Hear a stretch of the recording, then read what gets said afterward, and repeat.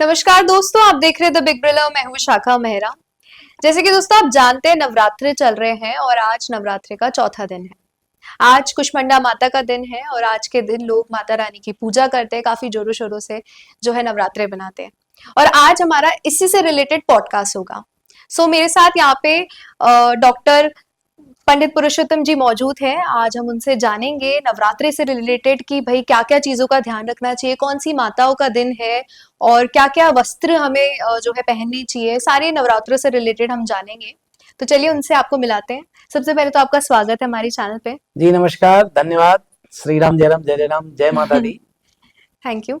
आज जैसे कि आपको पता ही है, चौथा दिन है नवरात्रि का, कुष्मांडा माता का दिन है। उनका नाम जैसे कि काफी डिफरेंट है। उसके बारे में आप थोड़ा सा बताएंगे?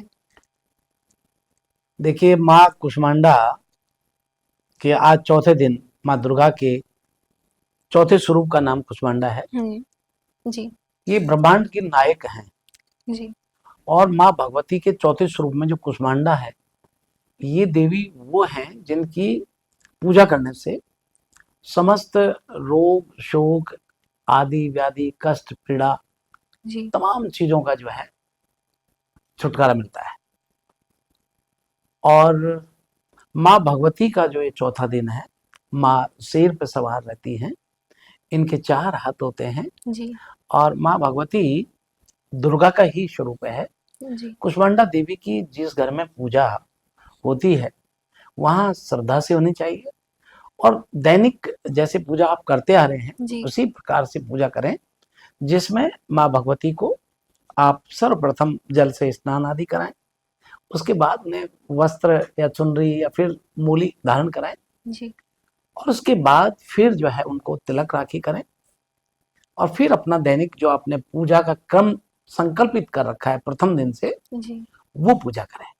जो रिचुअल्स होते हैं, जो एक्चुअल जो जी जी करते जी, हैं हर जो नवरात्र प्रतिदिन में। अपन करते आ रहे हैं। जी जी जैसे मान लीजिए किसी ने दुर्गा सप्तशती का ले लिया कि भाई हमें तो दुर्गा सप्तशती के पाठ करने हैं, नियमित रूप से करने हैं, या किसी ने ले लिया कि मुझे तो केवल माँ भगवती के सिद्ध मंत्रों का जप करना है, जी या फिर कोई भी मंत्र जिस प्रकार से लिया है, तो माँ भगवती को सबसे पहले तो प्रणाम ही करेंगे। या देवी सर्वभूतेषु सृष्टिरूपेण संस्थिता नमस्तस्यै नमस्तस्यै नमस्तस्यै नमो नमः। सर्वबाधा विनिर्मुक्तो धनधान सुतान्वितः मनुष्यो मत्प्रसादेन भविष्यति न संशयः। सर्वमंगल मांगल्ये शिवे सर्वार्थ साधिके शरणे त्र्यंबके गौरी नारायणी नमोस्तुते। इस प्रकार से जो भी मातेश्वरी को प्रणाम करते हुए अपनी पूजा शुभारंभ करें। और मेन बात है कि भावी ही देवा विद्ये तस्मात् भाव ही कारणम। आपकी भाव, आपका श्रद्धा, वो जी बहुत ज्यादा इसमें स्थान रखता है पूजा में। जी विशेष रूप से लोग पूजा करते हैं लेकिन श्रद्धा नहीं है तो बेकार है। मन में श्रद्धा आपका होनी चाहिए। विश्वास, आपका अटूट श्रद्धा जी यही फल देती है। कितनी विश्वास के साथ कर रहे हैं, कितनी श्रद्धा से कर रहे हैं, ये जी बड़ी बात होती है। इसलिए माँ कुष्मांडा का जो है ये जो नाम है, ये ब्रह्मांड की रचयिता है, इसलिए इनका कुष्मांडा माँ।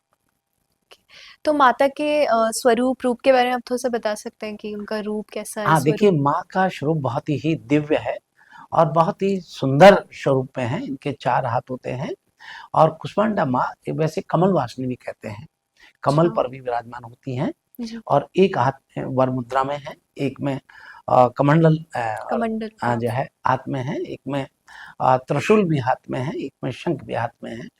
और मैं आपको बताना चाहता हूँ कि माँ भगवती को प्रसन्न करने के लिए विशेष तौर पर कई प्रयोग होते हैं। जैसे होता है ना कि कुष्मांडा को क्या करें कि हम प्रसन्न हो जाए। माँ देवी कुष्मांडा को प्रसन्न करने के लिए मालपुए का भोग लगाएं दूध से रिलेटेड या ऐसा या कुछ भी? फिर दूध से पके हुए पकवान का, जी, जैसे आपको खीर बना खीर हो के गई। केसर डाल के भोग लगाएं जी या पेठे का भोग लगाएं। पेठे का बहुत प्रिय होता है। तो इस प्रकार से कुष्मांडा माँ को प्रसन्न करने के साथ साथ, भोग लगाने से प्रसन्न करने के साथ साथ, आप इनको गुलाब की माला पहनाएं, लाल चुनरी धारण कराएं। और देखिए, हमारे राजस्थान में अपितु पूरे भारतवर्ष में अपने सभी जगह एक लोकाचार शिष्टाचार के अनुरूप भी पूजा होती है। जी कई जगह जोत देखी जाती है, कई जगह जोत नहीं देखी जाती। कई जगह होता है कि प्रतिदिन जोत लेते हैं। जी जोत का मतलब होता है एक अग्नि पर घी डाल करके और भोग लगाना, उसको जोत कहते हैं। तो कई घरों में तो प्रतिदिन ली जाती है, कई घरों में जो है अष्टमी के दिन ली जाती है, नवमी के अष्टमी दिन या ली फिर जाती है। नवमी। तो इस प्रकार से जो है इनको पूजने का और प्रसन्न करने का ये है। लेकिन इसमें आपको रोली मोली पूजा में कपूर आदि करने के बाद भी कई लोगों के मन में ये रहता है कि कैसे करें पूजा जिससे हमको लाभ मिले सुख समृद्धि मिले। मिले। तो वो ही एक रास्ता है। जैसे आपको जाना दिल्ली है और जी आप टोंक रोड में भटक रहे हैं, कैसे पहुंचेंगे दिल्ली? नहीं पूछ पाएंगे। दिल्ली के रास्ते से ही दिल्ली पहुंच सकते हैं। तो माँ भगवती का आशीर्वाद प्राप्त करने के लिए वही मार्ग चुनना पड़ेगा जिससे माँ प्रसन्न हो और आपको आशीर्वाद मिले। और उसके लिए है कि आपको बहुत सुबह स्नान आदि से निवृत्त होने के बाद प्रसन्नता रखनी है।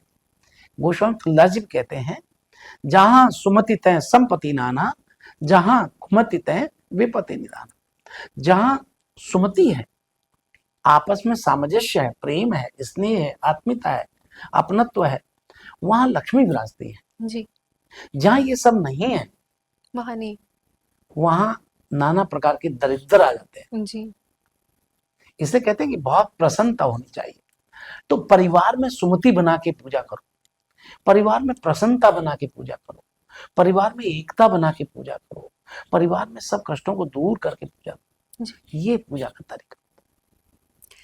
कोई बीज मंत्र आप बताना चाहेंगे जो इस दिन हमें लाइक करना चाहिए, जो भाग्यशाली और अच्छा रहेगा हमारे लिए? देखिए, बीज मंत्र की बात करें तो अनेक बीज मंत्र हैं। जी जैसे मंत्रों में क्या है कि माँ भगवती की यदि आप पूजा कर रहे हैं, अब इस दौरान मान लीजिए किसी को लक्ष्मी चाहिए जी तो लक्ष्मी का मंत्र है। हाँ किसी को कुबेर को प्रसन्न करना है तो कुबेर का मंत्र है। अब जैसे कुबेर का मंत्र है, ओम यक्षाय कुबेराय वै श्रवणाय धन धान्य आदि समृद्धि में धान्य स्वाहा। जी लक्ष्मी का मंत्र है, ओम श्रीम ह्रीम क्लीम क्लीम कमले कमलाय प्रसिद्ध प्रसिद्ध ओम श्रीम ह्रीम श्रीम ओम महालक्ष्मी नमः। जी ये लक्ष्मी का है। अब मान लीजिए किसी को कहते हैं कि सारे दुष्टों का संहार करना है तो दुष्टों के लिए है। आपको केवल साधना को सिद्ध करना है, उसके मंत्र है। अलग अलग सबके मंत्र हैं और अलग अलग मंत्रों के साथ में हनुमान जी का उपासक है, हनुमान जी का मंत्र करते हैं, ओम अंजनी सुताय विद्महे वायुपुत्राय धीमहि तन्नो हनुमत प्रचोदयात्। हनुमान जी को प्रसन्न करें। आपको किस प्रकार की पूजा आप कर रहे हैं उस पर डिपेंड करता है। वैसे दुर्गा सप्तशती के पीछे सारे सिद्ध मंत्र दिए ना, उनको करने से, संपूर्ण लगा के करने से निश्चित मनोकामना पूर्ण हो जाती है। जी। तो जैसे इस दिन हमें क्या-क्या चीज़ों का ध्यान रखना चाहिए? क्या वस्त्र पहनने चाहिए? कौन से रंग के वस्त्र पहनने चाहिए? क्या माता रानी को चढ़ाना चाहिए जिससे लाइक वो हमारे लिए अच्छा हो, भाग्यशाली हो? देखिए, आपने बड़ा अच्छा प्रश्न किया है, बहुत ही अच्छा प्रश्न है। माँ भगवती को कैसे करें प्रसन्न हुँ, और हमें क्या पहनना चाहिए? मैं कहता हूँ कि माँ भगवती को प्रसन्न करने के लिए आपको पीला यदि आप पहन सकते हैं बहुत अच्छी बात है, और लाल चुनरी यदि ओढ़ते हैं तो भी अच्छा है, और नीला यदि पहनते हैं तब भी अच्छा है। तब भी शुभ है। लेकिन काला नहीं पहनना चाहिए। काला पूरे नवरात्रि नहीं पहने या नहीं, फिर? काल रात्रि के दिन पहन सकते हैं, 7वें नवरात्रा के दिन। अच्छा, और पहनने के साथ-साथ आपका मन की पवित्रीकरण होना चाहिए। बाहरी शुद्धिकरण होना अच्छी बात है, पर मन का पवित्रता होना, एक मंत्र है हमारे वेद में, ओम शुद्धवालय सर्व शुद्धवालय मणिवालस्ते आश्विनः श्वेता श्वेताक्षरुणस्ते रुद्राय पशुपते करुणायामालिप्ता भोद्रान भोरूपा पार्जन्यः। का शुद्ध होना अच्छी बात है, पर उससे ऊपर शुद्ध होकर के भगवान की भक्ति करनी चाहिए। सर्व शुद्ध वाले यानी अंदर बाहर सब जगह से पवित्र बन के फिर पूजा अर्चन करो। तो सही रहता है। और माँ भगवती का जब पूजन करें, जैसे मालपुआ चढ़ाएं तो मंत्र बोलें, ओम नाभ्यासिद अंतरिक्ष गं शेषनो देव हौ समय वर्तता है पदभ्याम भूमिर्दिशः श्रोत्रा तथा लोकाम अकल्पयन्ना। फिर लौंग इलायची चढ़ानी चाहिए, उससे मनोकामना पूर्ण होती है। लौंग और इलायची। लौंग इलायची। ओम यत्पुरुषेण विका देवा यज्ञमतन्वतः वसंतोषासी दाज्यम ईक्म शरदभिः। और इसके अतिरिक्त मान लीजिए आपको लगता है फल माता जी को है तो फल चढ़ाइए। ओम जा फल नीरजा अपला पुष्पा याज पुष्पणी बृहस्पति प्रस्तास्ता नो मुंचन त्वगंगसा। तो ये सब मंत्र होते हैं जी। आप जैसे दक्षिणा भी चढ़ानी है, तो जाने अनजाने को चूक हो जाए तब, और उसके बाद आरती जरूर करनी चाहिए। आरती मैं जरूर सभी दर्शकों को ये कहना चाहूंगा कि यदि आपने आपने अनुष्ठान पूरे 9 दिन के किए हैं, विधिवत तरीके से आप कर रहे हैं, तो आपको प्रतिदिन सुबह भी आरती करनी है और संध्या में भी आरती करनी है। और कोशिश करें, अभी जैसे यहाँ एक प्रतिज्ञान है, हाँ, ये आपका शुभ नाम प्रतिज्ञा है ना, नहीं विशाखा। विशाखा। जैसे यहाँ एक जब विशाखा ने एक प्रतिज्ञा की बात की कि क्या प्रतिज्ञाएं करें जिससे हमारा काम ठीक बने, तो विशाखा देखिए, जो लोग नवरात्रा कर रहे हैं उन्हें बहुत शुद्धिकरण रखना चाहिए। अपने जैसे नाखून नहीं काटना, बाल नहीं कटवाना, शेविंग, जैसे हमारी भी शेविंग बढ़ी हुई है क्योंकि हम नवरात्रा कर रहे हैं, जी। तो शेविंग नहीं करना।